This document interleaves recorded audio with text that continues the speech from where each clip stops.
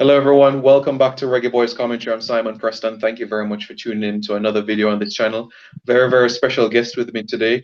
We have none other than national player Luca Leeve, an individual that I've had the privilege to play for, play with, and against during my time growing up at Hillel Academy. Luca, how are you doing, man? Hope all is well with you. I'm good, thanks. Thanks for having me on the show.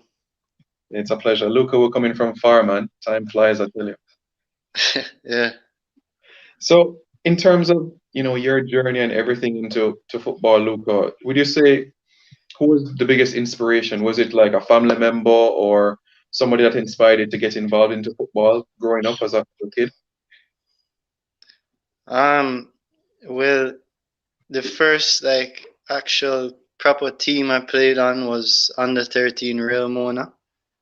And so I have to give Mr. Nelson a lot of credit. Vivian Nelson. Yeah. He was my first coach that really got me thinking serious about football and just like had a belief in me as a young player. And I think his coaching at that age was very good. Like it was a lot of small sided rondos, small touches, a lot of running. So I'd say he was the first instrumental mentor and coach. And then from before that, my father was very instrumental because he loves football, and I'd always see him watching it and talk to him about it and stuff like that. And yeah, you spoke about the competitive side of things, but would you say that that journey you had, especially starting from Hillel, Coach Livy, and everybody there, gave you that sort of passion and love for the game? Maybe not from the competitive aspect, but just to grow your passion and desire in the sport? Yeah, definitely. And all of us wanted to play football at that age, and all my friends were playing. So that was definitely a part of it. Like starting off my love for the game. And in terms of, the individuals that you played against, we played with, and the Jakes Mahfoods, the Joshua Mahfoods, the Max Pragnells, those individuals, it sort of helped you propel to another level when you went to Campion and got that opportunity to Valencia. What were those experiences like? Well, Valencia was an amazing experience. That was like I really learned a lot there, and it really opened my eyes to just the level in Europe and how experienced these kids are even at the age of 14. How much competitive football they've already played, and how they're already so used to different systems of play and touching and moving. All the tactical things that we probably take much longer to learn here in Jamaica. Yeah, and you had that privilege to work with Martin Davis and also Osagi Bascom from Bermuda. What was it like being with those two, in particular, two other people from the Caribbean that got this opportunity? Well, us three were like best friends over there. We basically just hung out with each other, and we're on the same kind of journey. We weren't always on the same team, but we were basically living together, always talking about what's going on, and so we became really close, and we're all helping each other grow as players. We're all learning Spanish together, and so it was a great experience. What about like the culture, coming from Jamaica, different environments? You've had the privilege of going to both public school and private school and just being in a different surroundings, different language, culture. Was that a shock for you?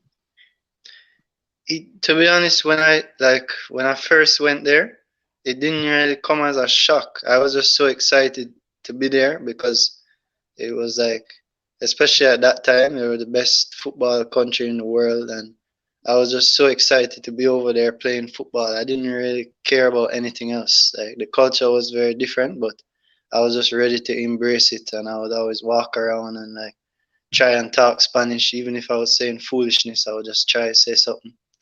So it didn't really have any negatives at that time. I was just enjoying it. Up to today, do you still have a full grasp of the language or still need a bit to brush up on it, Spanish? The last time I really like got to practice it was when I went to Peru for the Pan Am Games, Yeah. and I felt it like coming back.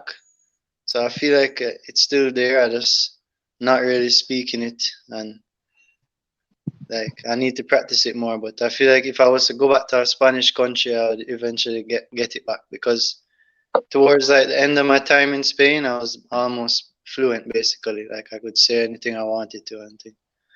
Hmm. Okay. And how do you compare the time that you had in Spain to the time you had in the States as well, learning your craft, honing your skills, and eventually breaking into the national setup at under 17 level? I'd say in the States, like the league I was playing in with this boarding school academy and like the club, it was easier for me to excel and like stand out. So like in the States, I like was Massachusetts Player of the Year, and then I got into this. I got recruited to Maryland, which were like ranked number one. Whereas in Spain now, it was just a vast pool of amazing young players, and it was a lot harder to stand out and like really excel because in Spain, like I was playing under 15, and for under 15 alone, there's like 10 divisions. Wow. So you have under 15, and that's just for that region, the Valencia region. And Valencia is a very tough region because you have Valencia, Villarreal, Levante, Huracan, lots of very good clubs. And so it was much harder to excel, but that wasn't necessarily a bad thing. That was one difference. Hmm. Okay. Yeah, quite interesting. And as you know, you got the privilege to break into the under 17 team. I think it was against Antigua that you came on in the second half at the Waterhouse Mini Stadium. Everybody was really excited. Just being a national player, what would that moment like putting on the black, green, and gold, for the first time and just taking the field? Whenever I like look back at my any playing experiences I have, playing for Jamaica is always my greatest memories. Like that's always where I feel the most pride and joy, and it's the best thing. It's what I've always wanted. From I was a youngster, I'd always like wear full kit and go to the stadium and just imagine myself playing for Jamaica later on. So that's always the best experience. At in youth level, come right up to senior. Yeah, because as you know, not a lot of people can say they have gone from under 17, under 20, and no senior team. For you, the journey that you've taken, despite all the challenges and everything, how proud are you of how far you've actually come? The different hurdles and obstacles you face. But you're a national player. You made your debut quite recently. Yeah, I'm proud of myself, but I feel like I need to really keep working and like work harder now than ever before, and try continue to make some steps. Cause I feel like this is a crucial stage. So I have to be proud, but can't really feel like I've made it fully. I have to keep working. And that experience you had over in Austria, what was it like, being able to gel in with players that have played their trade in the Premier League, the Championship, experienced pros in the game? What was the experience like traveling with the team, training, and, just bonding with them? Well, as you know, traveling now is a lot more stressful, but we went through it together. So that kind of helped us bond more. And in terms of the English players, that was great meeting all those players, and they were all sharing their stories on how they made it to the top. And it wasn't necessarily a smooth just journey straight up. Like some of them would go out on loan, get released, but they all they all made it clear that you have to just keep focused and stay determined. And they were all very humble. Like they weren't acting like they were better than the local based players, which was very good. So I wish we had more time with them, but the few trainings we had, it was good just to see their attitude, always giving their all in every training. So that was a great experience. From this short time that you did have with them, did any one or two or three of them put their arm around you and say, Luca, keep up the good work, or keep doing your best, or just really reach out to you and get to know you? Um, yeah, I had some good conversations with a few of them. Like Mariappa, me and Mariappa were talking a good amount. They were all very encouraging, not just to me, but to all the players that were like the younger players. They were all very encouraging, and yeah, they were all very like experienced and top professional players. So it was just good to be with them and learn from them. Yeah, and as you know, right now it is a challenge, especially with league locally. But how are things with you in trying to stay fit and sharp and being ready for whenever the next opportunity comes your way, whether in a national setup or club duties? Yeah, well, I try. At least I'm fortunate here to have like the sands out at Bull Bay, and like around where I live, there's a lot of steep hills. Like I run up Mountain Spring, and up in the Hollywell region, I do a lot of hills running and a lot of running on the sand. And I mean, I'm just trying to do as much as I can, and I try to play like 5v5 with other players as much as possible, just to keep some sharpness and just to keep enjoying the game, really. So it's hard, but we have to just do our best with that. Yeah, and Luca, it's no surprise to many about, the ability that you have and everything like that. Like I've always said from Hillel, I always thought yourself and Max Pragnell would go into the professional setup. It's great that you've made the transition. But in terms of interest overseas, are you aware of opportunities that could present yourself for you club-wise, your agent, or any opportunity that you might be aware of? Well, I've just recently signed with an agency called Two Touch Agency.